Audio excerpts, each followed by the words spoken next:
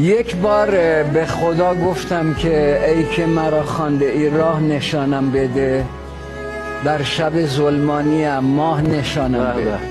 ساعت 3 شب بود، در گوشم گفت که 100 نامه فرستادم، 100 راه نشان دادم، یا راه نمیدانی یا نامه نمیخوانی.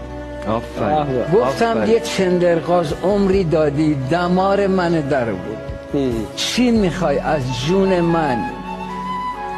در گوشم گفت آمده ام کتاب خود گوش کشان کشانمت، بی دل و بی خودت کنم، بر دل و جان نشانمت. گوی منی و میدوی در چوگان حکم من، در پی تو همی دوم گرچه که میدوانمت.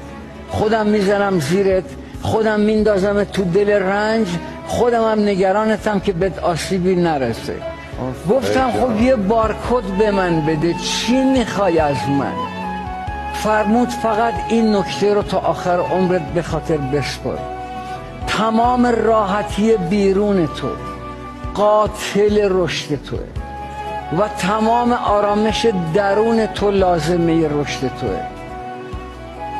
گفتم بهار تو و من کیه؟ بهار مشترک من و تو کیه؟ فرمود یادت نره، تو برای اولین باره که میخوای 50 60 70 80 سال بندگی کنی، من میلیاردها سال دارم خدایی میکنم.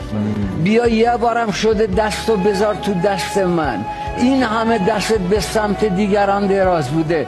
گفتم چجوری دستمو بذارم تو دست تو؟ گفت هر وقت دست مردمو گرفتی دست تو دست منه، اون همون بهاریه که تو دنبالش میگردی.